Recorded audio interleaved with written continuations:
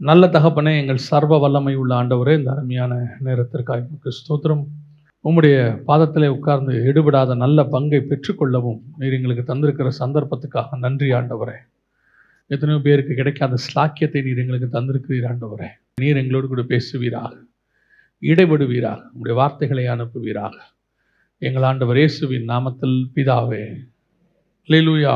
வெளிப்படுத்தின விசேஷம் 3ஆம் அதிகாரம் 11வது வசனத்தை மீண்டும் ஒரு விசை வாசி. இதோ சீக்கிரமாய் வருகிறேன், ஒருவனும் உன் கிரீடத்தை எடுத்துக்கொள்ளாதபடிக்கு உனக்குள்ளதை பற்றி கொண்டிரு. உன் கிரீடம் அப்படிங்கிறது என்ன? ஆண்டவர் தாம் திரும்பி வரப்போகிறார். அவர் வரப்போவதற்கான அடையாளங்கள் எல்லாம் நடைபெற்று கொண்டிருக்கிறது. ஆண்டவர் வெகு சீக்கிரத்தில் நம்மை அழைத்து போகும்படி வரப்போகிறார். அவர் அதுக்கான அடையாளங்கள் என்னென்னலாம் சொன்னாரோ எல்லாமே நம்ம கண்ணுக்கு முன்னாடி ஒன்றன் பின் ஒன்றாக நடக்குது. அப்படி வரும்பொழுது எல்லாருமே எடுத்துக்கொள்ளப்படுவாங்களா?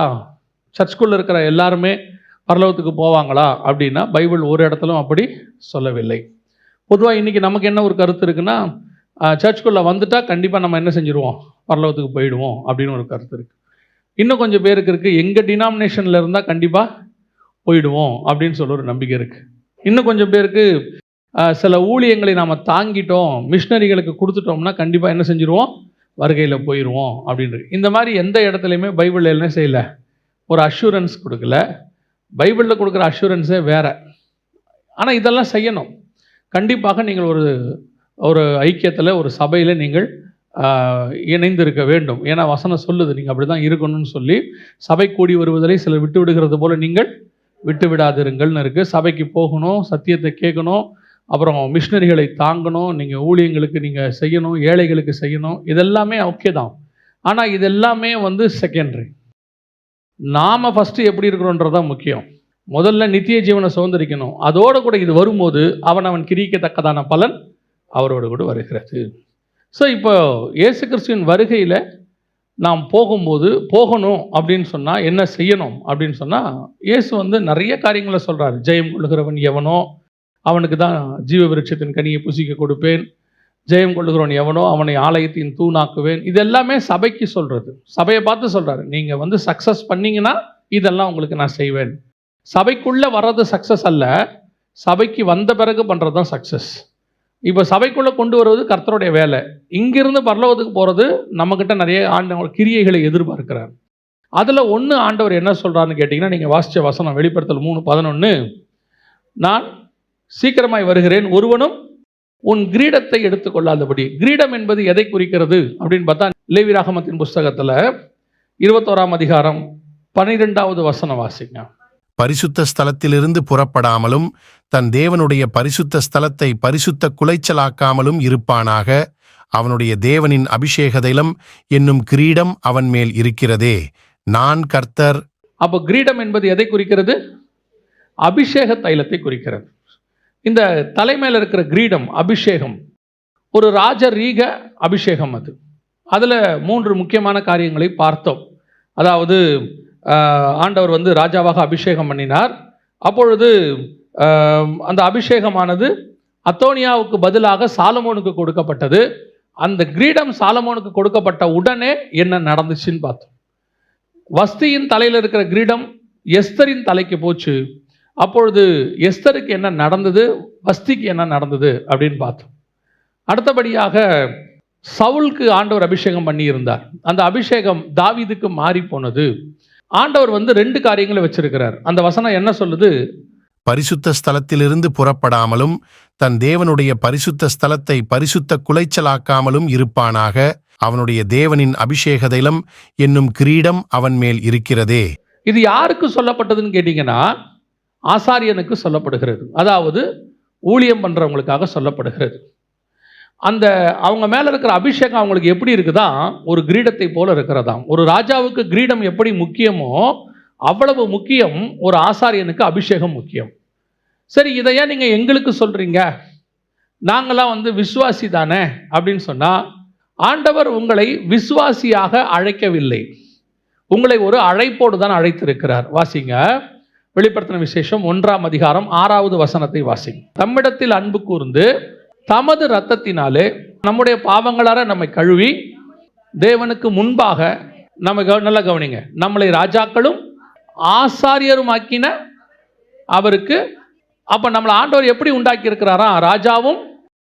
அப்போ உங்களை கூப்பிடும் போதே எதுக்கு கூப்பிட்டுருக்கிறாரு அப்படின்னு கேட்டிங்கன்னா, ராஜாக்களும் ஆசாரியருமாய் கூப்பிட்டுருக்கிறார். நல்ல விசுவாசிகள் கவனிங்.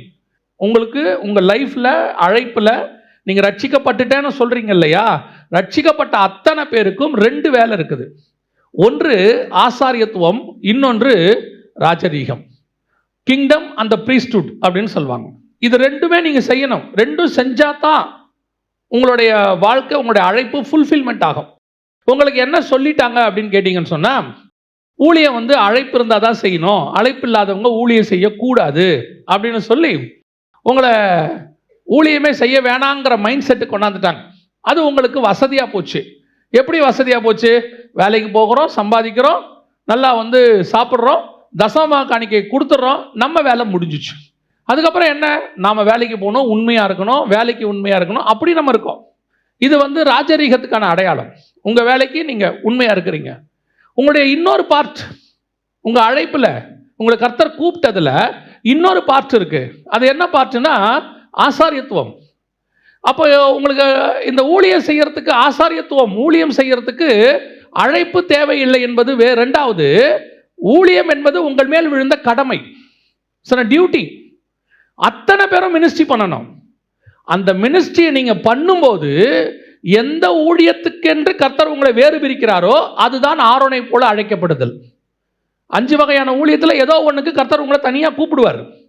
ஆனால் அது வரைக்கும் நீங்கள் செய்ய வேண்டிய சுவிசேஷ ஊழியத்தை செஞ்சுக்கிட்டே இருக்கணும். அது உங்கள் மேல் விழுந்த கடமை. இப்போ நீங்கள் என்ன ஆயிட்டீங்கன்னா, அழைப்பு வரட்டும், அப்புறமா நான் என்ன செய்கிறேன், மினிஸ்ட்ரிக்கு போகிறேன் அப்படின்னு சொல்லிட்டு உங்களுக்கு கொடுக்கப்பட்ட உலக வேலையில் பர்ஃபெக்டாக இருக்கிறீங்க. அதில் நீங்கள் குறை வைக்கல, பர்ஃபெக்ட். ஆனால் பைபிள் சொல்லுது உங்களுடைய அழைப்பில் 2ம் இருக்குது, 2 காரியத்தையும் செய்யுது அப்படின்னு இருக்கு. இப்போ நீங்கள் +2க்கு அல்லது 10த்துக்கெல்லாம் போனீங்கன்னா, இந்த மேக்ஸ், ஃபிசிக்ஸ், கெமிஸ்ட்ரி, பயாலஜின்னு மெயின் சப்ஜெக்ட்னு வச்சுருப்பாங்க. அதுக்கு பேர் என்ன சப்ஜெக்ட்? Main subject. இதுக்கு ஸ்பெஷல் கிளாஸ் வைப்பாங்க, இதுக்கு பயங்கர கோச்சிங் கொடுப்பாங்க, டியூஷன் வைப்பாங்க, எல்லாம் செய்வாங்க. இங்கிலீஷ், தமிழுக்கு ஏதாவது இம்பார்ட்டன்ஸ் கொடுப்பாங்களா? ஆனால் இது 2 ஃபெயில் ஆனால் ஓகேவா? இது எவ்வளவு முக்கியமோ அவ்வளவு முக்கியம் இதுவும் முக்கியம். 2ம் இருக்குது. அதில் கட் ஆஃப் மார்க் பார்க்கும்போது தான் உங்களுக்கு இந்த 4 சப்ஜெக்ட் இம்பார்ட்டண்ட்டே ஒழிய, பாஸ் பண்ணுவதுக்கு 6 சப்ஜெக்ட் இம்பார்ட்டன்ட். அதே மாதிரி தான் உங்களுக்கு கிரியைகளை பார்த்து கொடுக்கும்போது கர்த்தர் பார்த்துப்பார் மிச்சத்தை. ஆனால் வருகையில் போகும்போது நீங்கள் எல்லாத்துலேயும் பாஸ் பண்ணியிருக்கணும். உங்கள் அழைப்பில் 2 பார்ட்ஸ் இருக்குது. ஒன்று ஆசாரியத்துவம், இன்னொன்று ராஜரீகம். ஆனால் ஆசாரியத்துவத்துக்கு நீங்கள் என்ன செய்திருக்கிறீர்கள்? இன்னைக்கு இன்னும் கொஞ்சம் நான் ஒரு படி மேலே போய் டீப்பாக சொல்கிறேன். உங்கள் வீட்டுக்கு நீங்கள் தான் ஆசாரியர். உங்களுக்கு ஒரு வீடு இருக்குது இல்லை, அந்த வீடு என்பது ஒரு சபை. அன்னைக்கு சபைகள் வீடுகளில் தான் கூட்டினாங்க. அந்த சபைக்கு அந்த வீட்டில் இருக்கிற தலைவர் தான் ஆசாரியனாக இருக்கிறார். அந்த வீடு தான் ஒரு சபை. அதில் வரக்கூடியவர்கள் தான் ஆத்துமாக்கள், பிள்ளைகள் தான் ஆத்துமாக்கள். ஆண்டவர் என்ன சொன்னார்? ஆதாமை பார்த்து பலுகி பெருகி பூமியை நிரப்புங்கள். அதுக்கு என்ன பண்ணார்? துணையாக ஒரு ஏவாளை, சபையை கொடுக்கிறார். இயேசு கிறிஸ்துவுக்கு துணையாக சபை அவருடைய விழாவிலிருந்து எடுக்கப்பட்டது. ஆதாமுடைய விழாவிலிருந்து ஏவாள் எடுக்கப்பட்டாங்க. இப்போ இவங்களை பலுகி பெருகி பூமியை நிரப்ப சொன்னார். இயேசு கிறிஸ்துவின் மூலமாக ஆத்துமாக்கள் பூமியில் பெருகி இன்னைக்கு நிரப்பி இருக்குது. இது ஒரு ஆசாரியத்துவம். உங்கள் வீட்டுக்குள்ளே இருக்கிற ஃபேமிலி ஒரு ஆசாரியத்துவம். உங்கள் வீட்டில் இருக்கிற ஆசாரியத்துவத்துக்கு நீங்கள் உண்மையாக இருக்கிறீங்களா? உங்கள் குடும்பத்தில் இருக்கிற ஆசாரியத்துவத்துக்கு கணவனும் மனைவியும் ஆசாரியத்துவத்துக்கு உண்மையாக இருக்கிறீங்களா? அதுதான் இன்னைக்கு கேள்வி. இன்னைக்கு நாம குடும்பம் என்பது இந்த கடைசி காலத்தில் பிசாசினால் சீரழிக்கப்படுகிற மிக முக்கியமான கான்செப்ட். குடும்பத்தை ஒழிக்கணுங்கிறது தான் பிசாசுடைய திட்டம். அதை அவன் என்ன செஞ்சிடறான்னா, இந்த விஷனே உங்களை விட்டு எடுத்துட்டான். கணவனை பொறுத்த வரைக்கும் என்னவா மாறிடுது? வெளியே போகிறோம், வரோம், சம்பாதிக்கிறோம், காசு கொடுக்குறோம், நம்ம வேலை முடிஞ்சிருச்சு. நம்ம ஒர்க் என்னவாயிருச்சு? முடிஞ்சிருச்சு. காசு கொடுத்தாச்சு, அவங்க மிச்சத்தை அவங்க பார்த்துக்கணும். மனைவியை பொறுத்த வரைக்கும் என்ன விஷயம்? கேட்குற காசை நீங்கள் கொடுத்துருங்க, உங்களுக்கு தேவையானது வீட்டில் இருக்கிறத நாங்கள் பார்த்துக்கிறோம். இப்போ இருக்க நிலைமை என்ன? வீடு ஆசாரியத்துவத்துக்குள்ளே இருக்குதா? ஊழியத்துக்குள்ளே இருக்குதா? பிள்ளைகளுக்கு படின்னு சொல்கிறீங்களே, பிள்ளைகளுடைய ஆவிக்குரிய காரியத்துக்கு என்ன இம்பார்ட்டன்ஸ்? இன்னைக்கு வீடு அதை கொடுக்குதா? இம்பார்ட்டன்ஸ் கொடுக்குதா? உங்களை பொறுத்த வரைக்கும் பிள்ளைகள் என்னவா மாறணும்? இன்ஜினியர் ஆகணும், டாக்டர் ஆகணும், கலெக்டர் ஆகணும். என்னைக்காவது உங்கள் பிள்ளை ஆவிக்குரிய வாழ்க்கையில் அடுத்த லெவலுக்கு போகணும்னு யோசிக்கிறீங்களா? அடுத்து உங்கள் பிள்ளையை ஆண்டவர் என்கிட்ட ஒரு ஆத்மாவை கொடுத்துருக்கிறாரு, இந்த ஆத்மாவுக்கு கர்த்தர் என்ன ஃபியூச்சர் வச்சிருக்கிறாரு? அவனுக்கும் ஆசாரியத்துவம் இருக்கு, அவனுக்கும் ராஜரீகம் இருக்கு. அவனுடைய ராஜரீகத்துக்கு நீங்க படிப்பு கொடுக்குறீங்க. படிக்கிறவனுக்கு படிப்பை வச்சு மேலே வருவான். படிப்பு வரலையா அவன் கர்த்தரை வச்சு மேலே வந்துடுவான். எல்லாருக்கும் கர்த்தர் எல்லாருக்கும் ஒரு வழிவாசலை வச்சிருக்கிறார். உங்க பிள்ளையினுடைய ஆத்மாவினுடைய அடுத்த தலைமுறை ஆசாரியத்துவத்துக்கு நீங்கள் என்ன இம்பார்ட்டன்ஸ் கொடுத்துருக்கிறீங்க? அப்போ இந்த அபிஷேகம் உங்க மேல வச்சதான ஆசாரியத்துவ அபிஷேகம் இருக்கிறதா? முதல்ல அது ஒரு கிரீடம்னு பைபிள் சொல்லுது. இதுல என்ன விஷயம் பார்த்தீங்கன்னா, ஆசாரியத்துவம் என்பது ஒன்று, கிரீடம் என்பது ராஜரீகம். ரெண்டும் சேர்றதுக்கு பேர் தான் மெல்கிசேதேக்கின் முறைமைன்னு சொல்லுவாங்க. இதான் நியூ டெஸ்ட்மெண்ட். இந்த நியூ டெஸ்ட்மெண்ட்ல ஒன்று போனா கூட ஓல்டு டெஸ்ட்மெண்ட்டாக மாறிடும். ஆசாரியத்துவம் இருந்து ராஜ்யபாரம் தனியாக இருந்துச்சுன்னா அது ஓல்டு டெஸ்ட்மெண்ட். ராஜ்யபாரம் இருந்து ஆசாரியத்துவம் தனியாக இருந்தால் அதுவும் ஓல்டு டெஸ்ட்மெண்ட். ரெண்டும் சேர்ந்து இருந்தால் தான் நியூ டெஸ்ட்மெண்ட். இப்போ ஆண்டவர் வரும்போது உங்களுக்கு டெஸ்ட் எதுக்கு வைக்க போறாரு? நியூ டெஸ்ட்மெண்ட்டுக்கு தான் டெஸ்ட் வைக்க போறாரு. ஏன்னா நம்ம நியூ டெஸ்ட்மெண்ட் சர்ச். அப்போ நியூ டெஸ்ட்மெண்ட் சர்ச்சில் இருக்கிறவங்க ரெண்டுத்தையும் பாஸ் பண்ணணுமே. நீங்கள் ரெண்டுத்தையும் பாஸ் பண்ணக்கூடியவர்களா இருக்கிறீங்களா? ரெண்டுத்திலையும் பேலன்ஸாக போயிட்டு இருக்கிறீங்களா? இல்லையே. இன்னைக்கு நீங்க உலக பிரகாரமான ஆசாரியத்துவ ராஜரீகத்துக்கு கொடுக்கிற இம்பார்ட்டன்ஸ், வேலைக்கு, எதிர்காலத்துக்கு, சம்பாத்தியத்துக்கு கொடுக்கிற இம்பார்ட்டன்ஸ் இன்னைக்கு ஆசாரியத்துவத்துக்கு இருக்குதா? உங்க வீட்டில் நீங்களே சும்மா அப்படி யோசிச்சு பாருங்க. எத்தனை மணி நேரம் ஸ்கூலுக்கு டைம் கொடுக்குறீங்க? எத்தனை மணி நேரம் ஆஃபீஸுக்கு டைம் கொடுக்குறீங்க? எத்தனை மணி நேரம் தேவனுக்கு டைம் கொடுக்குறீங்க? யோசிச்சு பாருங்க. ஒரு போலீஸ் ஆஃபீஸர் என்கிட்ட சொன்னார். அப்போ அவருக்கு ஒரு ப்ரொமோஷன் வருது, டபுள் மடங்கு சம்பளம் ஆகுது. 3 மாசமா சொல்றாங்க, அவர் வாங்க மாட்டேங்கிறார். வாங்காம இந்த போஸ்டிங்லேயே தான் உட்காந்துருக்கிறார். அப்போ அவர் வீட்டுக்கு போகும்போது அவங்க வீட்டில் அந்த சிஸ்டர் சொன்னாங்க, பாருங்க பாஸ்டர், நீங்களாவது சொல்லுங்க, ப்ரொமோஷன் வருது, நல்ல சம்பளம் அப்படின்னும் போது அவர் சொன்னார், பாஸ்டர் நான் அந்த வேலைக்கு போகிறது ஒன்றும் பெரிய விஷயம் இல்லை, ஒரே சைன் தான், ஓகேன்னு சொன்னால் கொடுத்துருவாங்க. ஆனால் இன்னைக்கு நான் சர்ச்சுக்கு போகிற மாதிரி அதுக்கு போக முடியாது. இன்னைக்கு நான் பைபிள் வாசி ஜோம் பண்ணுற மாதிரி அதை செய்ய முடியாது. ஊழியத்துக்கு போகிற மாதிரி போக முடியாது. ஏன்னா அது டஃப் ஜாபு. அதுக்கு போயிட்டா நைட்டு கூப்பிடுவாங்க, காலையில் எப்போ வேணா கூப்பிடுவாங்க, என் ஸ்பிரிச்சுவாலிட்டி அடி வாங்கும். இதுதான் ஆசாரியத்துவத்துக்கு கொடுக்குற இம்பார்ட்டன்ஸ். இன்னைக்கு நம்ம கொடுக்குறோமா? இன்னைக்கு நம்மளுடைய கான்சன்ட்ரேஷன் அது மேலே இருக்குதா? பேசும்போதெல்லாம் பணம், பேசும்போதெல்லாம் எதிர்காலம், பேசும்போதெல்லாம் படிப்பு, பேசும்போதெல்லாம் என்ன பண்ண போற, அடுத்த ஜெனரேஷன் என்ன ஆகும், உங்கள் ஆத்மாவை குறித்து எந்த அளவுக்கு நீங்கள் கான்சன்ட்ரேட் பண்ணி இருக்கிறீர்கள், அதுதான் கேள்வி. அப்போ உங்களுக்கு ஆண்டவர் கொடுத்த அந்த அபிஷேகம், கிரீடம், ஆசாரியத்துவம் என்று சொல்லக்கூடியதான அந்த அபிஷேக தைலம் இன்னும் இருக்குதா இல்ல போயிருச்சா? அப்ப அந்த ஆசாரியத்துவம், ஆண்டவர் கொடுத்ததான ஸ்பிரிச்சுவாலிட்டி, ஆவிக்குரிய காரியம் இருக்கா? உங்களுக்குள்ள இந்த அபிஷேகம் இன்னும் இருக்கா? இந்த ஆசாரியத்துவம் ஏன் போகுது? வாசிங்க 1 சாமுவேலின் புஸ்தகம் 2ஆம் அதிகாரம் 30வது வசனத்தை வாசிங்க. ஆகையால் இஸ்ரவேலின் தேவனாகிய கர்த்தர் சொல்லுகிறதாவது, உன் வீட்டாரும் உன் பிதாவின் வீட்டாரும் என்றைக்கும் என் சந்நிதியில் நடந்து கொள்வார்கள் என்று நான் நிச்சயமாய் சொல்லியிருந்தும், இனி அது எனக்கு தூரமாயிருப்பதாக.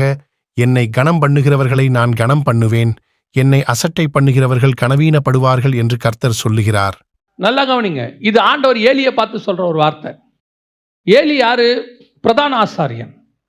இந்த பிரதான ஆசாரியனா இருக்கிற ஏலிக்கு அவங்களுடைய ஆதி தகப்பன் ஆரோனுக்கு கர்த்தர் ஒரு வாக்குத்தத்தம் பண்றார். யாத்ராகமம் 40:13-14. ஆரோனுக்கு பரிசுத்த வஸ்திரங்களை உடுத்தி எனக்கு ஆசாரிய ஊழியம் செய்யும்படிக்கு அவனை அபிஷேகம் பண்ணி அவனை பரிசுத்தப்படுத்துவாயாக. அவன் குமாரரையும் வரச்செய்து அவர்களுக்கு அங்கிகளை உடுத்தி அவர்கள் எனக்கு ஆசாரிய ஊழியம் செய்யும்படி அவர்களையும் அவர்கள் தகப்பனை அபிஷேகம் பண்ணினபடியே அபிஷேகம் பண்ணுவாயாக. அவர்கள் பெறும் அந்த அபிஷேகம் தலைமுறை தோறும் நித்திய ஆசாரியத்துவத்துக்கு ஏதுவாயிருக்கும் என்றார். ஆரோனுக்கு ஒன்று சொல்றாரு, உன் மேல ஒரு அபிஷேகத்தை நான் கொடுக்குறேன், அது உன் பையன் பையன் பையன் தலைமுறையா அந்த அபிஷேகம் அப்படியே இருக்கும்பா, அது நித்தியமா இருக்கும்பா அப்படின்னு சொன்னார். அந்த தேவன் தான் 1 சாமுவேலின் புஸ்தகத்தில் சொல்றாரு, நான் இந்த விஷயத்தை ஆரோனுக்கு சொன்னேன், நான் நித்தியமா இருக்கும்னு சொன்னேன், ஆனால் எனக்கு அது இப்ப எப்படி இருக்கிறது? தூரமா இருப்பதாக. அந்த வார்த்தையை நான் தள்ளிடுறேன்பா. உனக்கு கொடுக்கப்பட்ட அபிஷேகம் யார்கிட்ட சொல்றாரு? ஏலி கிட்ட சொல்றாரு. ஏன், என்ன காரணம்? இந்த அபிஷேகத்தை இப்பவும் சொல்றேன், உங்க மைண்ட்ல இருந்து எடுத்துருங்க. ஊழியக்காரன் வேற, விசுவாசி வேறன்னு எடுத்துருங்க. நீங்கள் அத்தனை பேருமே ஒரு பகுதியிலே ஊழியக்காரராய் அழைக்கப்பட்டவர்கள். ஏன்னா உங்க அழைப்புல ஒரு பார்ட் என்னவா இருக்கு? ஆசாரித்துவம் இருக்கு. முதல்ல உங்க வீட்டுக்கு நீங்க தான் ஆசாரியர். உங்க மனைவி தான் சபை, உங்க பிள்ளைகள் தான் ஆத்துமா. கணவனும் மனைவியும் ஆசாரியனும் சபையும் சேர்ந்து ஆத்துமாக்களை கொண்டு வரணும். இங்க ஆசாரியன் ஒழுங்கா இருந்தாலும் சரி, சபை ஒழுங்கா இல்லாம போனாலும் சரி, அல்லது சபை ஒழுங்கா இருந்து ஆசாரியன் ஒழுங்கா இல்லாம போனாலும் சரி, பாதிக்கப்பட போறது ஆத்துமாக்கள் தான். அப்ப நீங்க நல்லா பார்த்துக்கணும். நீங்க ஏதோ அந்நியமா ஏதோ ஊழியக்காரங்களுக்கு பேசுறாங்கன்னு எடுக்காதீங்க, உங்களுக்கு தான். இப்ப ஏலியை பார்த்து கர்த்தர் சொல்றாரு, நான் இதை அவனுக்கு வாக்கு பண்ணேன் ஆரோனுக்கு, ஆனால் இப்பொழுது அது எனக்கு தூரமாய் இருப்பதாக. அதை நான் எடுத்துட்டேன் அந்த வாக்குதான். ஏன், என்ன காரணம்? நீங்க நிறைய விஷயம் அதில் படிச்சிருப்பீங்க. முக்கியமா 2 விஷயத்தை கர்த்தர் அங்கே ஏலியை பார்த்து சொல்றார். அந்த 2 தான் நாம இப்ப பார்க்க போறோம். ஃபர்ஸ்ட், முதலாவது வாசிங்க, 1 சாமுவேலின் புஸ்தகம் 2ஆம் அதிகாரம் 29வது வசனம் வாசி. என் வாசஸ்தலத்திலே செலுத்தும்படி நான் கட்டளையிட்ட என் பலியையும் என் காணிக்கையையும் நீங்கள் உதைப்பானேன்? என் ஜனமாகிய இஸ்ரவேலின் காணிக்கைகளிலெல்லாம் பிரதானமானவைகளைக் கொண்டு உங்களை கொழுக்க பண்ணும்படிக்கு நீ என்னை பார்க்கிலும் உன் குமாரரை மதிப்பானேன் என்கிறார். நீ என்னை பார்க்கிலும் உன் குமாரரை மதிப்பானேன். இதுதான் இன்னைக்கு இருக்கக்கூடிய ஃபர்ஸ்ட் ப்ராப்ளம். நீ என்னை பார்க்கிலும் உன் குமாரரை மதிப்பானேன். இன்னைக்கு பிள்ளைகளை மதிக்கணும், ரொம்ப அவசியம். அதுவும் இந்த காலகட்டத்தில், இந்த லாஸ்ட் ஜெனரேஷன். நல்லா கவனிச்சு பாருங்க. நாம இருந்ததுக்கும், நம்ம அப்பாக்கள் இருந்ததுக்கும், தாத்தாக்கள் இருந்ததுக்கும், இந்த ஜெனரேஷனுக்கும் உங்களுக்கே டிஃபரன்ஸ் நல்லா தெரியுது. நமக்கு கிடைக்காத மரியாதையை நம்ம பிள்ளைகளுக்கு கொடுத்துக்கிட்டு இருக்கிறோம். நமக்கு கிடைக்காத சுதந்திரத்தை நம்ம பிள்ளைகளுக்கு கொடுத்துட்டு இருக்கிறோம். நம்ம அப்பாக்கள் எதிரில் நாம உட்காந்தே பேச முடியாது இல்லையா? எதிர்த்தே பேச முடியாது. 2வது வார்த்தை பேசினா அடுத்த கேள்வி கேட்பாங்க இல்லையா?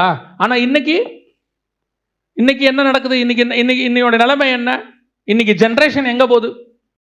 இதெல்லாம் நம்ம உலக பிரகாரமாக சொல்றோம். அது ஒரு பக்கம் இருக்கட்டும். ஸ்பிரிச்சுவலி கர்த்தருக்கு இம்பார்ட்டன்ஸா, குமாரருக்கு இம்பார்ட்டன்ஸா? இந்த ஏலி எப்படிப்பட்ட ஆள் தெரியுமா? அண்ணாள் ஜெபம் பண்ணிட்டு இருக்கிறாங்க, இருதயத்தை ஊத்தி ஜெபம் பண்றாங்க. அவங்க ஊத்தி ஜெபம் பண்ணும் பொழுது இவர் தூரத்துல இருந்து பார்க்கறாரு. பார்க்கறதுக்கு, அண்ணாளை பார்க்கறதுக்கு அவருக்கு எப்படி தெரியுதுன்னு கேட்டீங்கன்னா, குடிச்சிட்டு இருக்கிற மாதிரி தெரியுது. அவர் கேட்கிறாரு, எது வரைக்கும் நீ வெறி கொண்டு இருப்பாய்? எழுந்திரிச்சு போ அப்படிங்கிறாரு. அந்த அம்மா சொல்லுது, இல்லப்பா நான் வெறி கொண்டல, நான் என்னுடைய பாரத்தை சொல்லிட்டு இருக்கிறேன். அப்படின்னா விசுவாசி தப்பு பண்ணா கண்டிக்கிறதுக்கு அவர் எப்படி இருந்திருக்கிறாரு? உடனே இமிடியட், அப்படியே ஸ்பாட்ல அவர் சொல்லிடுவாரு, நீ பண்றது தப்பு, எல்லாம் ஓகே ஃபைன். இப்ப பசங்க தப்பு பண்றாங்க. பசங்க தனிப்பட்ட முறையில் தப்பு பண்றது வேற, அது அப்படி இருக்கட்டும், அது 2வது பார்க்கலாம். ஸ்பிரிச்சுவலி தப்பு பண்றாங்க. ஃபர்ஸ்ட், பலிபீடத்துக்கிட்ட இருக்கக்கூடியதான அந்த தகன பலி செலுத்துறதுக்கு முன்னாடியே எடுத்துட்டு போயிடுறான் கரிய, காணிக்கையை மிஸ்யூஸ் பண்றான், எல்லாத்தையும் பார்க்கறாங்க. பார்த்தபோது கர்த்தர் எச்சரிப்பு கொடுக்கிறார். எச்சரிப்பு கொடுத்தும் இவன் யாருக்கு இம்பார்ட்டன்ஸ் கொடுக்குறான்? பிள்ளைகளுக்கு இம்பார்ட்டன்ஸ் கொடுக்குறான். கர்த்தர் நம்ம கிட்ட எதிர்பார்க்கிற மிக முக்கியமான விஷயம், நல்லா கவனிச்சுக்கொள்ளுங்க. கர்த்தர் உங்களுக்கு பிள்ளையை கொடுத்தது நீங்கள் திருப்பி அவர் கையில் கொடுப்பதற்கு. பிள்ளையை நீங்க நித்தியமா கையில வச்சுக்க போறதே கிடையாது. ஒரு குறிப்பிட்ட காலம் வரைக்கும் பிள்ளை உங்க கையில் இருக்கும். ஒரு குறிப்பிட்ட காலம் வரைக்கும் நீங்கள் பிள்ளைகள் கையில் இருப்பீர்கள். அதற்கு பேரும் 2 பேரும் தனித்தனியாய் பிரிந்து விடுவீர்கள். நான் கல்யாணத்தில் சொல்லல, உலகத்தை விட்டு பிரிஞ்சிருவோம். ஒரு சர்டன் லிமிட், 70 பலத்தின் மிகுதினால் 80, அப்புறம் நாம இருக்கவே மாட்டோம், பிள்ளைகள் மட்டும்தான் இருப்பாங்க. அப்போ இந்த பிள்ளைகள் ஒரு டெம்பரவரி, நமக்கு கொடுக்கப்பட்டது ஒரு 30 வருஷம் 40 வருஷம். அந்த பிள்ளைகளை நம்ம இஷ்டப்படி வளர்க்குறோம், நமக்காக செஞ்சிருக்கிறோம், அது நம்ம இஷ்டம். நம்ம என்ன சொல்றோம்? என் பிள்ளை என் இஷ்டம், நான் என்ன வேணாலும் பண்ணுவேன், அது நம்ம வச்சுக்கிறோம். அதுவே முதல்ல மிஸ்டேக். அது கர்த்தர் கொடுத்த சுதந்திரம். கர்த்தர் பரலோகத்துல அந்த பிள்ளையை உங்க கையில கொடுத்துருக்கிறார். என்ன ரீசனுக்கு கொடுத்தாருன்னு நீங்க முதல்ல ஆண்டவரை கேட்கணும்.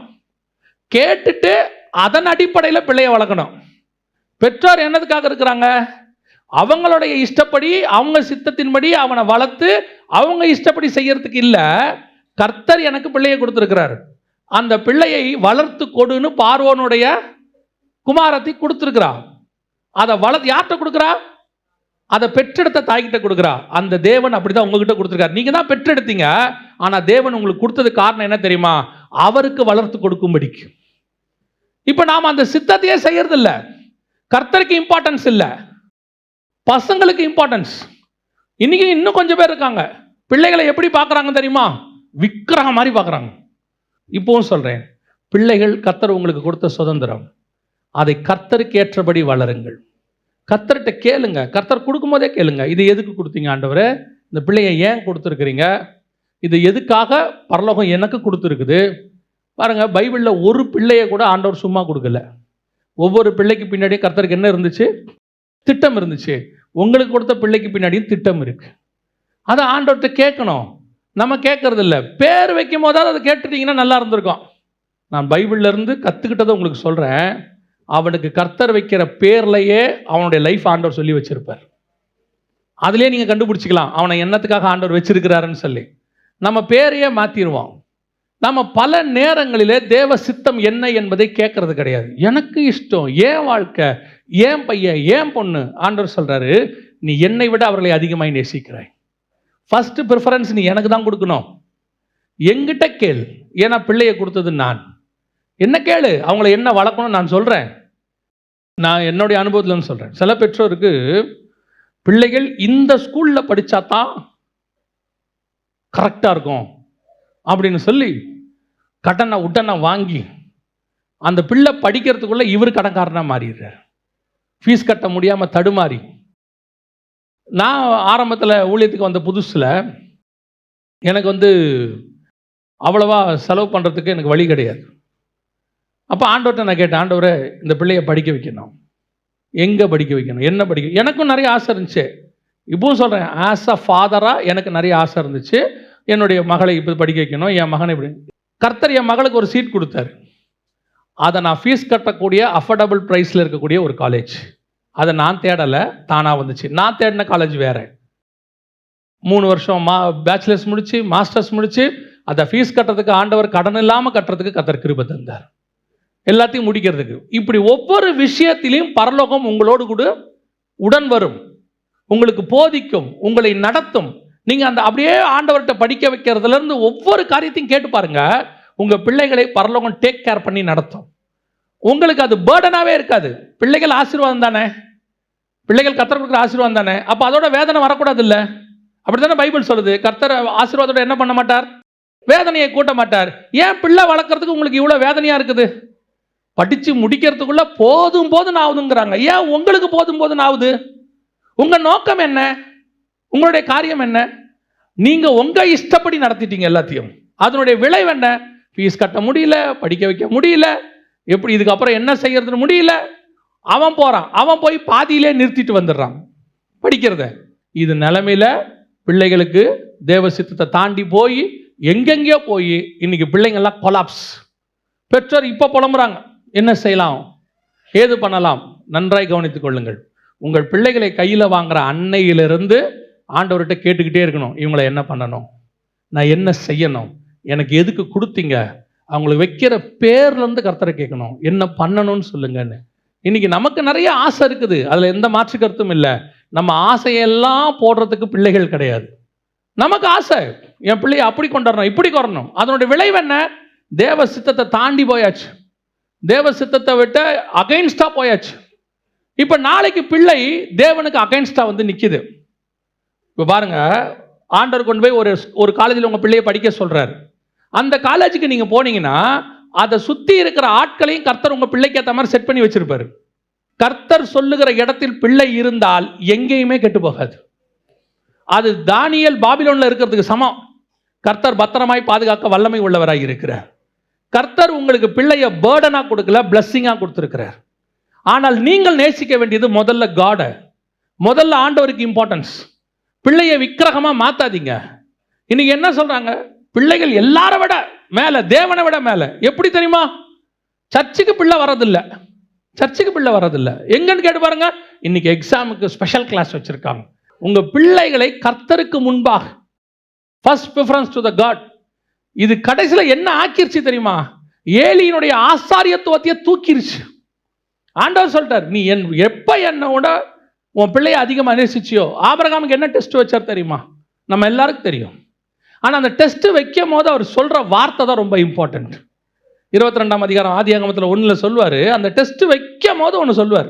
என்ன வார்த்தை சொல்வாருன்னா, அப்பொழுது அவர், உன் புத்திரனும் உன் ஏகசுதனும் உன் நேசகுமாரனுமாகிய ஈசாக்கை நீ இப்பொழுது அழைத்து கொண்டு மோரியா தேசத்துக்குப் போய் அங்கே நான் உனக்கு குறிக்கும் மலைகள் ஒன்றின் மேல் அவனை தகனபலியாக பலியிடு என்றார். உன்னுடைய அன்பான பையனை எனக்கு தான்றார். கேட்கும் போதே டெம்ப்ட் பண்றாரு. அவனை கேட்கும் போது உன் பையனை கொடுப்பான்னு கூட கேட்கல. ஒரே ஒரு பையன் வச்சிருக்கல, ரொம்ப நேசிக்கிறல்ல, அவனை கொடுத்துரு. அந்த இடத்துல நல்லா கவனிச்சு பாருங்க. ஆபிரகாம் துக்கம் அடைந்தான்னு இருக்கவே இருக்காது. ஆபிரகாம் வேதனை அடைந்தான்னு இருக்காது. ஆனா இஸ்மவேலை அனுப்ப சொல்லும் போது ஆபிரகாமுக்கு எப்படி இருந்தது? துக்கமாய் இருந்தது. ஆனா இங்க ஆண்டவருக்கு கேட்கும் போது அவனுக்கு ஒரு துக்கமும் இல்லை. அவனுக்கு நல்லா தெரியும், இதை கொடுத்தவர் இவனை என்ன செய்ய வேண்டும் என்றும் அவர் ரெடி பண்ணி வச்சிருப்பார். இவனை மரித்தாலும் உயிரோடு கொண்டு வர அவரால் முடியும். கர்த்தருக்கு கொடுக்கறதுக்கு அவனுக்கு துக்கமே கிடையாது.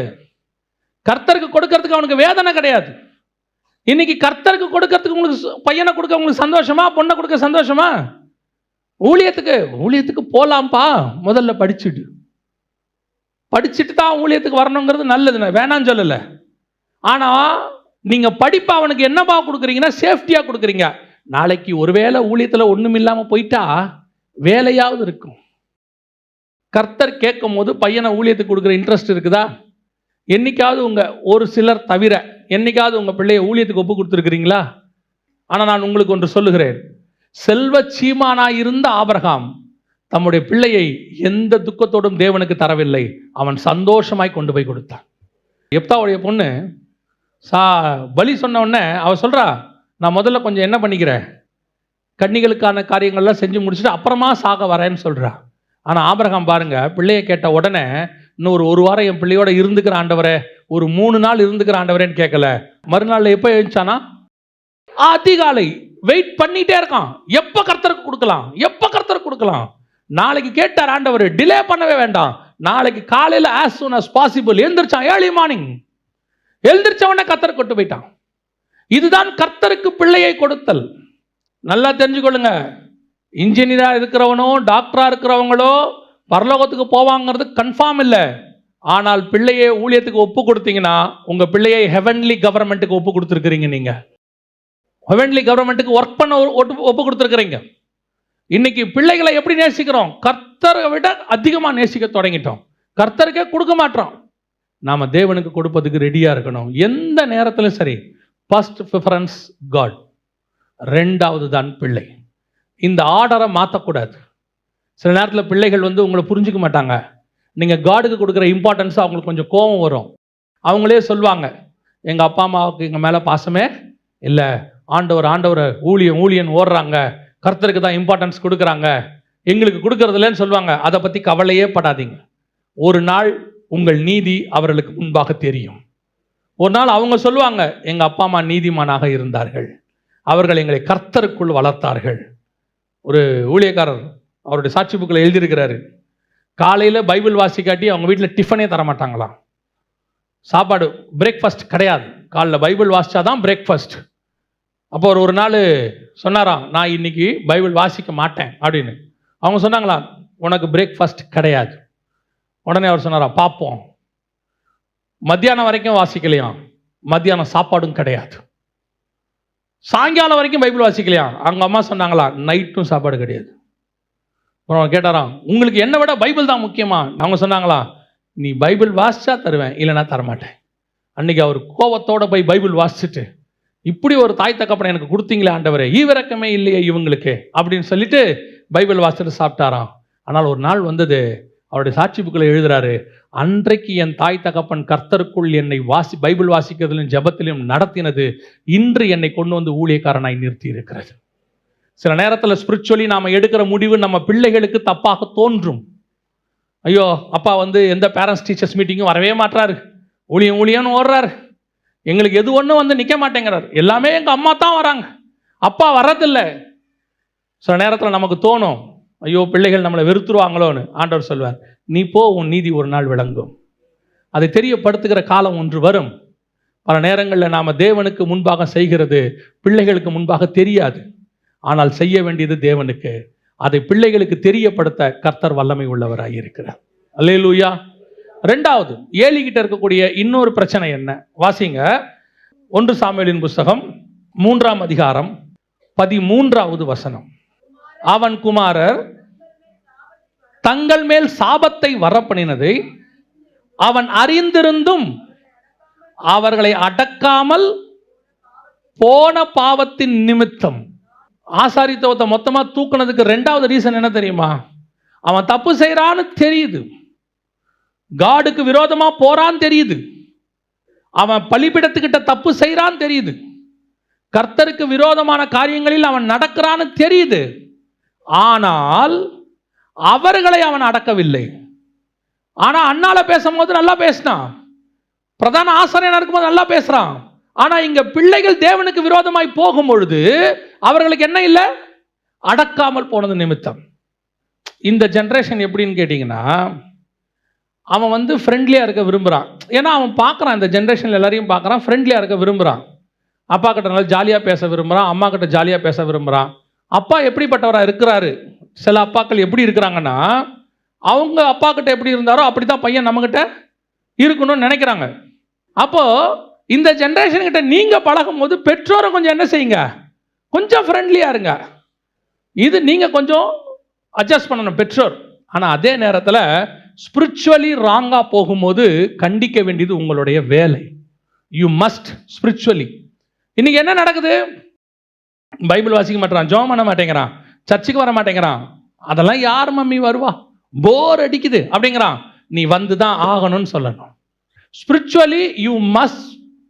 உங்க பிள்ளைய நீங்க கண்டிப்பாக தான் வைக்கணும், சொல்லணும். இப்படி தான், இதான் நாங்கள் இப்படி தான் இருக்கணும். அதை செய்யாத பட்சத்தில் உங்கள் அபிஷேகம் போகும் என்று வேதம் சொல்லுது. இன்னைக்கு நாம எங்க மிஸ்டேக் பண்றோம் தெரியுமா? அடக்க வேண்டிய இடத்துல அடக்க மாட்டோம், அடக்கக்கூடாத இடத்துல என்ன பண்ணிட்டு இருக்கிறோம்? அடக்கிட்டு இருக்கிறோம். அடக்க வேண்டிய இடம்னு ஒன்று இருக்கு, அதை கண்டிப்பாக அடக்கணும். அடக்கக்கூடாத இடம்னு ஒன்று இருக்கு, அதை அடக்கக்கூடாது. ஏன்னா இப்போ தண்ணி இருக்குது, தண்ணியை எங்கே அடக்கணும்? குழாயில் கண்டிப்பாக என்ன செஞ்சிடணும்? தண்ணியை மூடி வைக்கணும். மூடி வச்சா தான் அது வேஸ்ட் ஆகாமல் இருக்கும். அதே நேரத்தில் ஆறு ஊற்று வருது பார்த்தீங்களா, அதை என்ன பண்ணக்கூடாது? அடக்கக்கூடாது. அடக்கினீங்கன்னா ஊற்று போயிடும், தண்ணி இல்லாமல் போயிடும். வி மஸ்ட் நோ எங்கே அடக்கணும், எங்கே அடக்க. சில நேரத்தில் பிள்ளைகளுக்கு சில சுதந்திரம் கொடுக்க வேண்டி இருக்கு, இந்த ஜென்ரேஷன் கொடுக்க வேண்டி இருக்கு. சில இடத்துல பிள்ளைகளை கண்டிப்பாக என்ன செய்யணும்? பிடிக்க வேண்டி இருக்கு. குதிரை வண்டி ஓட்டுறவனை பாருங்க, யாருமே இல்லைன்னா நல்லா குதிரையை அடிப்பான், வேகமாக ஓட்டுவான். அதே நேரத்தில் சில இடத்துல கடிவாளத்தை பிடிச்சி என்ன செய்வான்? இழுப்பான். வேகமாக ஓட்ட வேண்டிய இடத்துல வேகமாக ஓட்டணும், கடிவாளம் பிடிச்சி இழுக்கிற இடத்துல கடிவாளம் இழுக்கணும். இன்னைக்கு இருக்கிற பெற்றோருக்கு இது தெரிய மாட்டேங்குது.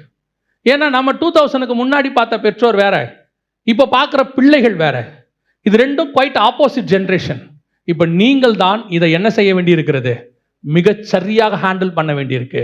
அவங்கள ஃப்ரெண்ட்லியாக நடத்துங்க, ஸ்ட்ரிக்டாக நடத்த வேண்டிய இடத்துல ஸ்ட்ரிக்டாக நடத்துங்க. எங்கே ஸ்ட்ரிக்டாக நடத்தணுமோ அதில் நடத்துங்க, எங்கே ஃப்ரெண்ட்லியாக நடத்தணுமோ அதில் ஃப்ரெண்ட்லியாக நடத்துங்க. இல்லைன்னா கஷ்டம். இன்னைக்கு அதன் மூலமாக என்ன ஆகுது? உங்கள் மேலிருந்து உங்கள் பிள்ளைகளுக்கு வர வேண்டிய அபிஷேக தைலம் வரல, உங்களுக்கு அப்புறம் அவன் ஸ்பிரிச்சுவாலிட்டியில் இல்லை. இப்போ யோசிச்சு பாருங்க, உங்க அளவுக்கு உங்க பிள்ளை ஸ்பிரிச்சுவாலிட்டியில் இருக்குதா? நீங்கள் 18 வயசுல இயேசுவை ஏற்றுக்கொண்ட போது உங்களுக்குள்ள இருந்த தேவனுடைய அன்பு, அந்த வைராக்கியம் உங்க பிள்ளைகளுக்குள்ள இருக்குதா? இருந்தால் உங்கள் அபிஷேகம் அவர்கள் மேல வந்துருச்சுன்னு அர்த்தம், கர்த்தர் நடத்த தொடங்கிட்டாருன்னு அர்த்தம். இல்லைன்னா அபிஷேகத்துல ஏதோ செயின்ல மிஸ் ஆகுதுன்னு அர்த்தம். அதை சரி பண்ண வேண்டிய இடத்துக்கு நீங்க வந்துட்டீங்க. உட்காந்து பிள்ளையோட பேசுங்க, சொல்லுங்க இந்த மாதிரி எவ்வளோ இம்பார்ட்டன்ட்னு சொல்லுங்க, சர்ச்சுக்கு வர்றது எவ்வளோ முக்கியம்னு சொல்லுங்க, கூட்டிட்டு வாங்க. ஆரம்பத்தில் அப்படி தான் இருக்கும். ஒரு இடத்துக்கு போகும்போது ஒரு தாய் சொன்னாங்க, என் மக ரூமை விட்டே வரமாட்டேங்கிறா, வெளியவே வரமாட்டேங்கிறா. 8வது படிக்கிற 10வது படிக்கிற பிள்ளை ரூமை விட்டே வரமாட்டேங்குது, எத்தனையோ மாசமா ரூம்குள்ளேயே இருக்கு, பாஸ்டர் நீங்கள் ஜோம் பண்ணுவீங்களா? அப்போ அந்த சர்ச்சு பாஸ்டர்கிட்ட முதல்ல கேட்டேன், இப்படி சொல்கிறாங்க என்னான்னு. அப்போ அந்த பாஸ்டர் சொன்னார், நீங்கள் அந்த பிள்ளைகிட்ட போய் முதல்ல பேசுங்க, உங்களுக்கு உண்மை தெரியும்னு சொன்னார். சரி, நானும் அந்த பாஸ்டரும் அந்த பிள்ளைகிட்ட போய் அப்புறம் உட்கார வைக்கும் போது பாஸ்டர் சொன்னார், அந்த பிள்ளைகிட்ட தனியாக பேசுங்க, எங்கள் அம்மா வச்சுக்கிட்டு பேசாதீங்க. அப்போது அந்த பிள்ளையை கூப்பிட்டு உட்கார வச்சு, ஏம்மா நீ ரூமை விட்டே வெளியே வர மாட்டேங்கிறேன்னு சொன்னால், அந்த பிள்ளைய அந்த அளவுக்கு ஆக்குனதே அந்த அம்மா தான். இப்போ அந்த பிள்ளை ஓசிடி ப்ராப்ளத்தில் இருக்குது. அந்த பிள்ளைய அவங்க டார்ச்சர் பண்ணி அது கடைசியில் ரூம் அவுட்டே வெளியே வர மாட்டேங்குது. இன்னைக்கு இதுதான் சிச்சுவேஷன். நீங்கள் பிள்ளையை எங்கே எப்படி, அந்த அம்மாவுக்கு சர்ச்சுக்கு பிள்ளையை அனுப்புறதுக்கு பயம், மீட்டிங்க்கு அனுப்புறதுக்கு பயம். ஆனால் அந்த அம்மாவுக்கு பிள்ளையை வச்சுக்கிட்டு அவங்க கூட எங்கே வேணால் கூட்டிகிட்டு போகிறதுக்கு சந்தோஷம். இன்றைக்கி அந்த பிள்ளை ஓசிடி பிரச்சனையில் இருக்குது. எதுக்கு சொல்கிறேன்? பிள்ளையோடு கூட உட்கார்ந்து பேசுங்க, ஃப்ரெண்ட்லியாக இருங்க, கண்டிக்க வேண்டிய இடத்துல கண்டிங்க, அதே நேரத்தில் ஃப்ரீயாக இருக்க வேண்டிய இடத்துல என்ன செய்யுங்க? ஃப்ரீயாக இருங்க. இல்லை என்றால் உங்கள் பிள்ளைகளை நீங்கள் இழந்து போவீர்கள். இதான் இன்னைக்கு நடந்துட்டு இருக்குது. நிறைய பிள்ளைகள், இன்னும் அடுத்த ஜென்ரேஷன் இன்னும் மோசமாக இருக்கும். திருப்பியும் சொல்கிறேன், கர்த்தருடைய வருகை தாமதித்தால் அடுத்த ஜென்ரேஷன் இன்னும் மோசமாக இருக்கும். அப்பவும் உங்கள் பிள்ளைகள் ஸ்பிரிச்சுவலாக இருக்கணும்னா இப்போ நீங்கள் எவ்வளோ ஸ்பிரிச்சுவலாக இருக்கிறீங்களோ அதன் அடிப்படையில் தான் இருக்கு. உங்கள் மேலே உள்ள அபிஷேகம் தான் உங்கள் பிள்ளைக்கு போகும். வெறும் படிப்பு அபிஷேகத்தை தராது. படிப்பு தேவனுக்கு கீழ்ப்படுகிற கீழ்ப்படிதலை தராது. படிப்பு பணம் கொடுக்கும், புகழ் கொடுக்கும், வீடு கொடுக்கும். ஆனால் ஸ்பிரிச்சுவாலிட்டியை தேவனுக்கிட்ட இருந்து நீங்கள் தான் உங்கள் பிள்ளைக்கு வாங்கி கொடுக்கணும். அந்த பொறுப்பை கர்த்தர் உங்களுக்கு தான் கொடுத்துருக்கிறார். ஒருவேளை நீங்கள் பணம் கொடுக்காட்டி கூட உங்கள் பிள்ளையால் சம்பாதித்து கொள்ள முடியும். ஆனால் உங்களுக்குள்ள இருக்கிற அபிஷேகத்தை நீங்கள் மட்டும்தான் உங்கள் பிள்ளைக்கு கொடுக்க முடியும். You must be very careful. இன்னைக்கு நீங்கள் ஸ்பிரிச்சுவாலிட்டிக்கு இம்பார்ட்டன்ஸ் கொடுக்காதனுடைய விளைவு உங்கள் பிள்ளையை உங்களால் அடக்க. நீங்கள் என்ன நினைக்கிறீங்க தெரியுமா? நடந்த ஒரு சம்பவத்தை நான் உங்களுக்கு சொல்கிறேன். ஒரு சிங்கிள் பேரண்ட்டாக இருக்கிறவங்க ஒரு நாள் அந்த பிள்ளையோட பேசிகிட்டு இருக்கிறாங்க. பேசிகிட்டு இருக்கும்போது அந்த மகள் அந்த தாய்க்கு கீழ்ப்படியலை, பயங்கரமாக பேசிகிட்டு இருக்காங்க. அப்படி பேசுகிறாங்க. கடைசியில் அந்த அம்மா அழுதுகிட்டே போகிறாங்க. அழுதுகிட்டே போகும்போது நான் அதை பார்த்துக்கிட்டே இருக்கிறேன். இப்போ நான் ஆண்டவர்கிட்ட கேட்குறேன், ஏன் ஆண்டவரே, இந்த அம்மா கஷ்டப்பட்டு கணவன் இல்லாமல் இந்த பிள்ளையை வளர்க்குது, ஆனால் இந்த பிள்ளை அந்த அம்மாவுக்கு கீழ்ப்படிய மாட்டேங்குது, என்ன காரணம்? ஆவியானவர் சொல்கிறாரு, முதல்ல அவங்க அம்மா எனக்கு கீழ்ப்படியணும், அப்போ தான் அவள் பிள்ளை அவங்களுக்கு கீழ்ப்படியும். நீ வேதத்தை மறந்தால் நான் உன் பிள்ளைகளை மறப்பேன். நீ தேவனுக்கு கீழ்ப்படியாமல் உன் பிள்ளைகள் உனக்கு என்ன செய்யாது? கீழ்ப்படியாது. உங்களுக்குள்ள இருக்கிற அபிஷேகம் தான் உங்கள் பிள்ளைக்கு போகும். நாம சரியில்லாமல் நம்ம பிள்ளைகள் கண்டிப்பாக என்ன ஆகாது? சரியாகாது. அதையும் தாண்டி அது சரியா இருக்குதுன்னா கர்த்தருடைய பெரிய கிருபை. அல்லேலூயா. முதலாவது, உங்களுக்குள்ள உள்ள அபிஷேகம் போகாதபடிக்கு பார்த்துக்கணும். ஏலியோடைய அபிஷேகம் போயிருச்சு. அடுத்து, அபிஷேகம் ஒரு ஊழியக்காரன் மேல இருந்து எதனால போகிறது? வாசிங்க 2 பேதுருவின் புஸ்தகம் 2ஆம் அதிகாரம் 15-16 வாசிங்க. செம்மையான வழியை விட்டு தப்பி நடந்து பேயோரின் குமாரனாகிய பிலேயாமின் வழியை பின்பற்றிப் போனவர்கள், அவன் அநீதத்தின் கூலியை விரும்பி தன்னுடைய அக்கிரமத்தி நிமித்தம் கடிந்து கொள்ளப்பட்டான்.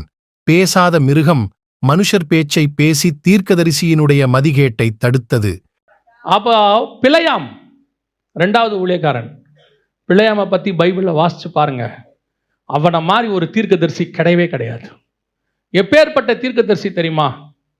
2 சம்பவத்தில் நீங்கள் பார்த்தீங்கன்னா பிலேயாமை பற்றி அப்படி ஒரு காரியம் வருது. ஒன்று வாசிங்க, என்னாகமத்தின் புஸ்தகம் 24ஆம் அதிகாரம் 17வது வசனத்தை வாசிங்க. அவரை காண்பேன், இப்பொழுது அல்ல, அவரை தரிசிப்பேன், சமீபமாய் அல்ல. ஒரு நட்சத்திரம் யாக்கோபிலிருந்து உதிக்கும், ஒரு செங்கோல் இஸ்ரவேலிலிருந்து எழும்பும். அது மோவாபின் எல்லைகளை நொறுக்கி சேத்புத்திரர் எல்லாரையும் நிர்மூலமாக்கும். யாரை பற்றின ப்ராஃபஸி தெரியுமா? அது இயேசுவை பற்றின ப்ராஃபஸி. அவர் வரும்போது நட்சத்திரம் தோன்றுவதை பற்றி பேசுகிறான். ஒரு நட்சத்திரம் யாக்கோபிலிருந்து தோன்றும், ஒரு செங்கோல் இஸ்ரவேலிலிருந்து தோன்றும், அது மோவாபை மிதிக்கும். எப்பேற்பட்ட ப்ராஃபஸி பாருங்க. ஜீசஸ் கிரைஸ்ட பற்றின ப்ராஃபஸி. நல்லா தெரிஞ்சுக்கொள்ளுங்க, பிலேயாம் இஸ்ரவேல்காரன் கிடையாது. இன்னும் இஸ்ரவேலர்கள் எங்க போல? அவங்க நாட்டுக்கே போல. இஸ்ரவேல் தீர்க்கதரிசி கிடையாது, புறஜாதி தீர்க்கதரிசி. The best prophet. அவன் எப்பேற்பட்டவன்றதுக்கு 2வது காரியம், அவன் சபிச்சா சபிச்சது, அவன் ஆசீர்வதிச்சா ஆசீர்வதிச்சது. இது பாலாக்குக்கும் தெரியுது, தேவனுக்கும் தெரியுது. அதனால்தான் தேவனே என்ன பண்றாரு? அவங்ககிட்ட நீ அவனை என்ன பண்ணாத, சபிக்காதன் கர்த்தர் இறங்கி பேசுறாரு. அப்படின்னா அவனுடைய அபிஷேகம் எப்படி பாருங்க. இப்போ அந்த அபிஷேகத்தை தான் கர்த்தர் நம்ம கையில் கொடுத்திருக்கிறார். நீ ஆசீர்வதிக்கிறவர்களை நான் ஆசீர்வதிப்பேன், நீ சபிக்கிறவர்களை நான் சபிப்பேன். அந்த அபிஷேகம் யார் மேல இருக்குது? நம்ம மேல இருக்குது. அவன் முதலாவது இயேசு வரதை பத்தி தீர்க்க தரிசனம் சொன்னா, நம்ம வரப்போற இயேசுவை பத்தி பேசிட்டு இருக்கிறோம். அந்த அபிஷேகத்தை கர்த்தர் நம்ம மேல கொடுத்திருக்கிறாரு. ஆனால் இந்த அபிஷேகம் எதனால போச்சு? பிலேயாமுக்கு எதனால போச்சு? அந்த வசனம் என்ன சொல்லுது? வாசிங்க 2 பேதுரு 15-16. செம்மையான வழியை விட்டு தப்பி நடந்து பேயோரின் குமாரனாகிய பிலேயாமின் வழியை பின்பற்றிப் போனவர்கள். அவன் அநீதத்தின் கூலியை விரும்பி, அநீதத்தின் கூலி. இந்த அநீதத்தின் கூலி திருப்பி இன்னொரு ஆளுக்கு யாருக்கு ஆண்டவர் பைபிள்ல சொல்வார் தெரியுமா? யூதாஸுக்கு சொல்வார். காசுக்காக எல்லாவற்றையும் விடுகிறவர்கள், காசுக்காக மினிஸ்ட்ரி பண்ணுகிறவர்கள், காசுக்காக ஸ்பிரிச்சுவாலிட்டியை யூஸ் பண்ணுகிறவர்கள், அவங்ககிட்ட இருக்கிறது பெரிய கிஃப்ட், பயங்கரமான ப்ராஃபிட். ஆனா எதுக்கு போனான் தெரியுமா? பாலாகி ஏதாவது கொடுப்பான். ப்ராஃபஸியை எதுக்கு சொல்றது? கூலிக்கு சொல்றது, தன்னுடைய அபிஷேகத்துக்கு விலை பேசுறது. இன்னைக்கு ஒரு குரூப் இருக்கு, ஊழியத்தின் பாதையிலும் இருக்கு, ஆவிக்குரிய வாழ்க்கையிலும் இருக்கு. கர்த்தர் உங்களுக்கு கொடுத்திருக்கிறதான கிஃப்டை, கர்த்தர் உங்களுக்கு கொடுத்திருக்கிற டேலண்டை காசுக்காக நீங்கள் கூலிக்காக பயன்படுத்துவீர்களானால் பிலேயாமினுடைய நிலைமை உங்களுக்கும் வரும். இன்னைக்கு அபிஷேகத்தை எங்க இழக்கிறோம்? பணம் தேவை, அதுல எந்த மாற்று கருத்தும் தெரியல. ஏன்னா வாழ்க்கைக்கு கண்டிப்பா என்ன வேணும்? பணம் வேணும். அது வாழ்க்கைக்கு தான் பணம் வேணுமே ஒழிய பணம் வாழ்க்கை அல்ல. பணம் இருக்கிற எத்தனை பேருக்கு வாழ்க்கை இல்லை? எத்தனை கோடீஸ்வரன் பணத்தை வச்சுட்டு கிடக்கான். வேலைக்காரங்க இருக்காங்க, பசங்க அமெரிக்காவில் இருக்காங்க, வாட்ஸ்அப்லேயே பார்த்துக்கிறாங்க, செத்தாலும் யூடியூப்லேயே பார்த்துக்கிறாங்க, புதைக்கிறதையும் யூடியூப்லேயே பார்த்துக்கிறாங்க. இது என்ன வாழ்க்கை? கொரோனா வந்துச்சே, கொரோனா மாதிரி பணத்துக்கு லிட்ரலா பாடம் எடுக்கிறதான காரியம் யாராலையும் முடியாது. எத்தனை கோடீஸ்வரன், எவ்வளவு பணம், எத்தனை கிரெடிட் கார்டு, எத்தனை காஸ்ட்லி கார், ஒரு ஆக்சிஜன் சிலிண்டர் கிடைக்கல. பணம் தேவை. திருப்பியும் சொல்றேன், ஒரு இடத்துல பணம் தோத்து போகும், பணம் ஒரு இடத்துல தோற்று போகும், அந்த இடத்துல தேவன் வந்து நிற்பார். பணம் உதவ முடியாத இடத்தில் தேவன் தான் உதவுவார். இன்னைக்கு நிறைய கூட்டம் ஒன்று இருக்கு, கர்த்தர் கொடுத்திருக்கிற கிஃப்டை, கர்த்தர் கொடுத்திருக்கிற டேலண்ட்டை பணத்துக்கு யூஸ் பண்ணி பணம் பணம் பணம்னு. நான் இந்த மினிஸ்ட்ரிக்கு வந்ததுல கண்டுபிடிச்சதுல ஒன்று என்ன அப்படின்னு கேட்டிங்கன்னா, எனக்கு என்ன தேவையோ அதை பரலோகம் கொடுப்பதற்கு தயாராக இருக்கிறேன். ஏற்ற நேரத்தில் அதை கொடுக்கும். நல்லா தெரியும். இப்போ பாருங்க, நான் குழந்தையா இருக்கும்போது இந்த சைஸ் ட்ரெஸ் எடுக்கணும்னு என் பெற்றோருக்கு தெரிஞ்சிச்சு. அதுவே நான் கொஞ்சம் வளர்ந்த உடனே பார்க்குறாங்க, இந்த சைஸ் ட்ரெஸ் பத்தாது. ட்ரெஸ் எடுக்க போகும்போதே சொல்லுவாங்க, 4 வயசாக இருக்கும், 5 வயசுக்கு கொடுங்கம்பாங்க. ஏன்? வளர்ற பிள்ளை வளர்ந்துடும். 15 வயசு ஆகும்போது நமக்கு என்ன தேவையோ, பொல்லாதவர்களாகிய நீங்கள் உங்கள் பிள்ளைகளுக்கு நல்ல ஈவுகளை செய்யும் போது பரலோகத்தில் இருக்கிற பிதா செய்வது அதிக நிச்சயம். உங்களுக்கு என்ன தேவை, ஏது தேவை, எவ்வளோ பணம் தேவை? இன்னைக்கு பணம் பணம் பணம் ஒரு குரூப் வாழ்க்கை ஃபுல்லாக ஓடுறான். 58 60 வரைக்கும் ஓடி சம்பாரிச்சு எல்லாம் சேர்த்து வச்சுட்டு என்னப்பா என்ன பண்ண போற? 60லேருந்து 70க்குள்ள இந்த 60 வரைக்கும் சம்பாரிச்சதை செலவு பண்ணிடுறான். கிட்னி ஃபெயிலியர், அது ஃபெயிலியர், இது ஃபெயிலியர், மொத்தம். அதை வேற நம்மக்கிட்ட என்ன சொல்கிறான்? பாரு, நான் சம்பாரிச்சதுனால தானே இப்படி செலவு பண்ண முடிஞ்சிச்சு. நான் சொல்கிறேன், நீ சம்பாரிச்சதுனால தான் செலவு பண்ண. நீ ஒழுங்காக இருந்திருந்தீனா இது வந்திருக்காது. உடம்பை பார்க்கறது இல்லை, 12 மணி நேரம் 14 மணி நேரம் வேலை, டயத்துக்கு சாப்பிட்றது இல்லை, நைட்டு 11 மணி 12 மணி 2 மணிக்கு சாப்பிட்றது, டயத்துக்கு படுக்கிறது இல்லை, ஃபோனை பார்த்துக்கிட்டே உட்காந்துருக்கான். நல்லா கவனிங்க, எல்லாத்துக்கும் ஒரு பிரமாணம் இருக்கு. என்ன சாப்பிட்ணும், எப்போ சாப்பிட்ணும் இருக்கு. ஒரு காலத்தில் நமக்கு அதெல்லாம் தெரியாது, உண்மைதான். கிடைக்கிற போதெல்லாம் என்ன பண்ணுறோம்? அடித்து நவுத்திடுவான். ஒரு இடத்துல கர்த்தர் ஒரு அலாரம் கொடுப்பாரு, இங்கே கொஞ்சம் ஸ்டாப் பண்ணிக்கன்னு. அந்த அலாரத்தை கேட்டு நீங்கள் ஸ்டாப் பண்ண தொடங்கிட்டீங்கன்னா டாக்டர்கிட்ட போக வேண்டிய வேலையே இருக்காது. பாடியில் அந்த அலாரம் இருக்குது, ஆண்டவர் ஃபிக்ஸ் பண்ணியிருக்கிறார். நம்மளுடைய எல்லா பார்ட்டுக்குமே ஒரு அலாரம் வச்சிருக்கிறார். அது கரெக்டாக அடிக்கும். கொஞ்சம் ஒரு பாயிண்ட் தாண்டும் போது சொல்லும், சுகர் கொஞ்சம் இன்க்ரீஸ் ஆகுதா பாடியில் சொல்லும், பிபி இன்க்ரீஸ் ஆகுதா சொல்லும், கொலஸ்ட்ரால் இன்க்ரீஸ் ஆகுதா சொல்லும். அந்த அலாரத்தை மட்டும் நீங்கள் கரெக்டாக கவனிச்சிட்டிங்கன்னு வச்சுக்கோங்க, ஆட்டோமேட்டிக்காக உங்கள் பாடி நார்மல் கண்டிஷனுக்கு வந்துடும். இன்றைக்கி நம்ம என்ன செய்கிறோம்? பல நேரங்களில் இந்த காசுக்காக ஓடி ஓடி ஓடி ஓடி உடம்பை கவனிக்காமல் எல்லாம் போய் கடைசியில் பிழையாமுடைய நிலைமை தான். இதே மாதிரி உபதேசம், பணத்துக்கான உபதேசம் இப்போ சபைக்குள்ளே இருக்குதாமா. ஆண்டவர் சொல்கிறார், வாசிங்க, வெளிப்படுத்தின விசேஷம் 2ஆம் அதிகாரம் 14வது வசனம் வாசி. ஆகிலும் சில காரியங்களை குறித்து உன்பேரில் எனக்கு குறை உண்டு. விக்கிரகங்களுக்கு படைத்தவைகளை புசிப்பதற்கும் வேசித்தனம் பண்ணுவதற்கும் ஏதுவான இடரலை இஸ்ரவேல் புத்திரர் முன்பாக போடும்படி பாலாக் என்பவனுக்கு போதனை செய்த பிலேயாமுடைய போதகத்தை கைக்கொள்ளுகிறவர்கள் உன்னிடத்தில் உண்டு. சபைக்குள்ள இப்படிப்பட்ட உபதேசத்தை கைக்கொள்றவங்க என்ன உபதேசமா? காசுக்காக ஜனங்களை தவறாய் நடத்துகிறவர்கள். பாலாக் அவன் எப்படி நடத்திட்டானாமா? இஸ்ரவேல் ஜனங்களை போட்டு கொடுத்து காசுக்காக, அநீதத்தின் கூலிக்காக இஸ்ரவேல் ஜனங்களை மோசம் போக்குற உபதேசத்தை பாலாக்கு கொடுத்துட்டானாமா. அதே மாதிரி இன்னைக்கும் சபைக்குள்ள ஜனங்களை மோசம் போக்குற உபதேசம். எப்படி மோசம் போக்குற உபதேசம்? அவங்க காசுக்காக, அதை பெற்றுக்கொள்வதற்காக உங்களுக்கு அவங்க சொல்றாங்க. நான் கத்துக்கிட்டதை சொல்றேன். அந்தந்த காலகட்டத்துக்கு என்ன ஆசீர்வாதம் தேவையோ, நம்மளால சமாளிக்க முடியுமோ, அந்த ஆசீர்வாதத்தை பரலோகம் கொடுக்கும். அவ்வளவுதான். உங்களால சமாளிக்க முடிஞ்ச ஆசீர்வாதத்தை பரலோகம் அந்த நேரத்தில் கொடுக்கும். உங்களுக்கு ஆசை காட்டுறவங்க இருக்கிறாங்க, அப்படி கை வச்சு ஜெபம் பண்ணுங்க, கர்த்தர் கொடுப்பார். நீங்க நினைக்கிறதெல்லாம் கர்த்தர் கொடுப்பார். கேளுங்க, கொடுப்பார்.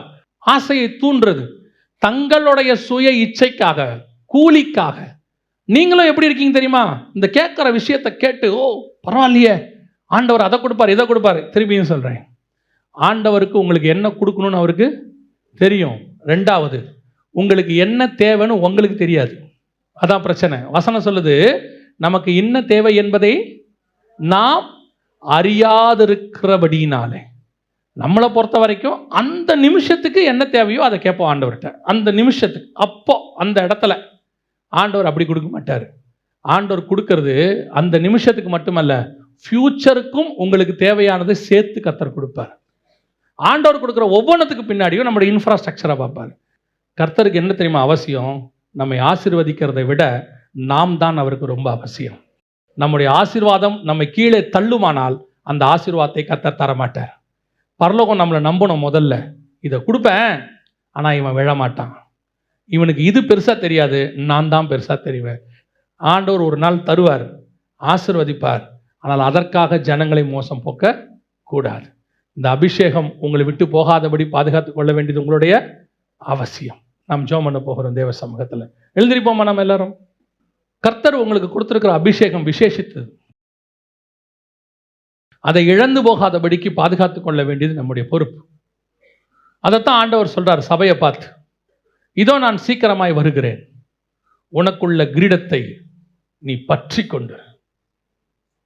கிரீடம் என்றால் அபிஷேகம்.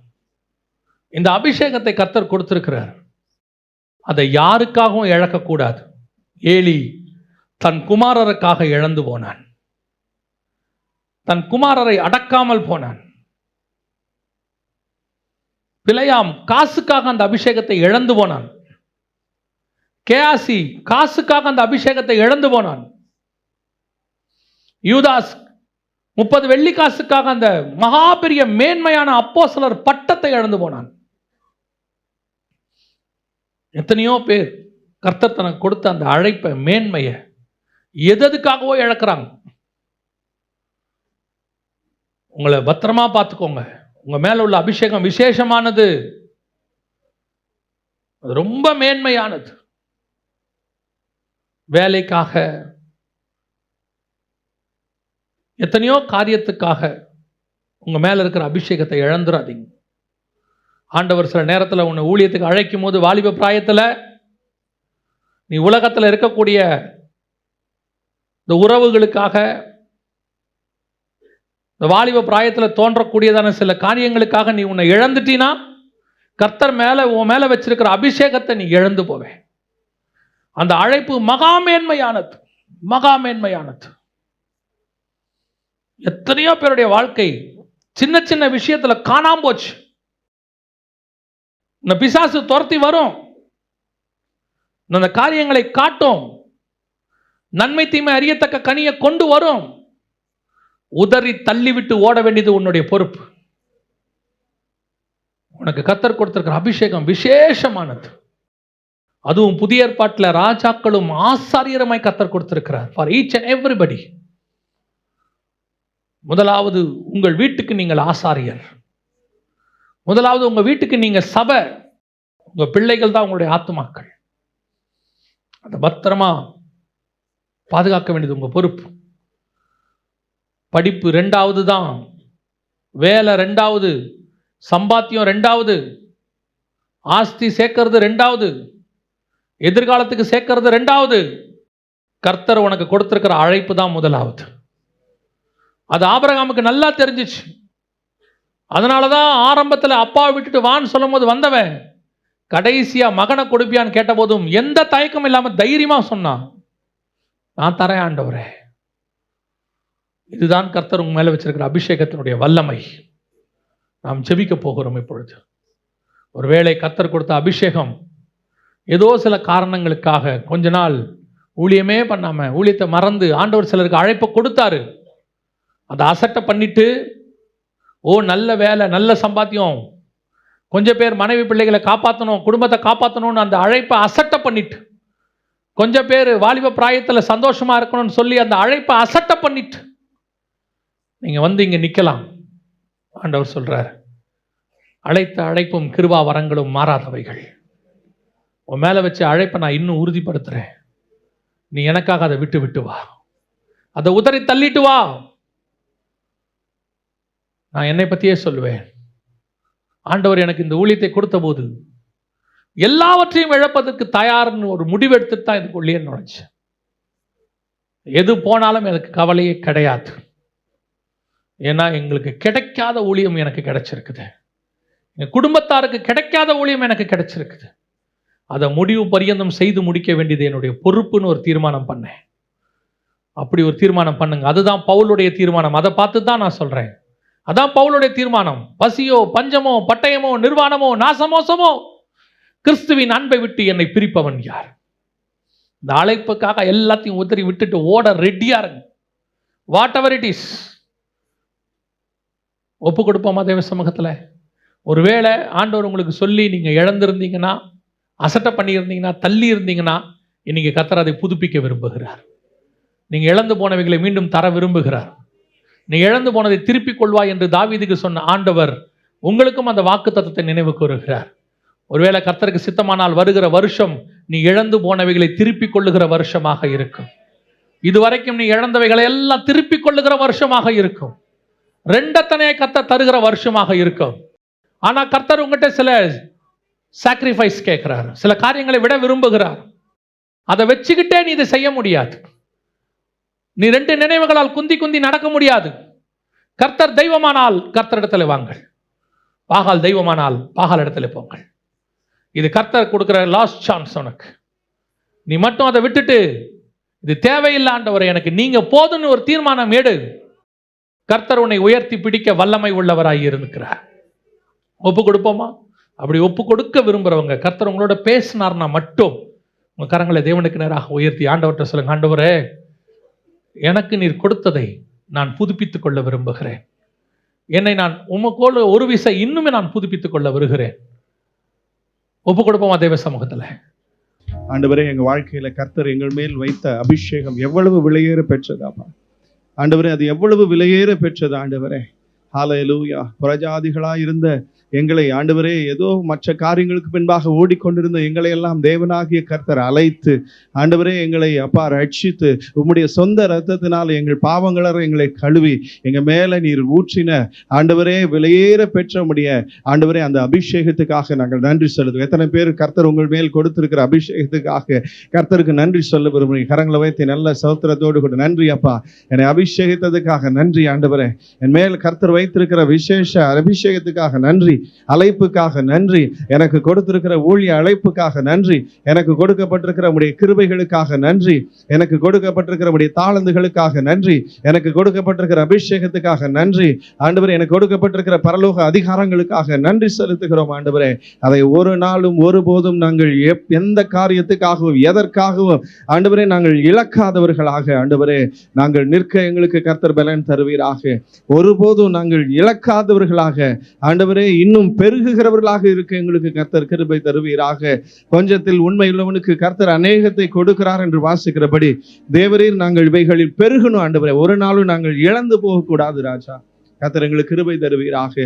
இந்த நாளிலே கர்த்தர் எங்க ஒவ்வொருத்தரையும் அப்படி பெருக பண்ணுகிறதற்காக நன்றி ஆண்டவரே. ஒருவேளை நாங்கள் அவைகளை இழந்திருந்தாலும் வருகிற நாட்களில் நாங்கள் எல்லாவற்றையும் இரட்டிப்பாய் பெற்றுக்கொள்ள போகிறதற்காக உமக்கு நன்றி செலுத்துகிறோம்.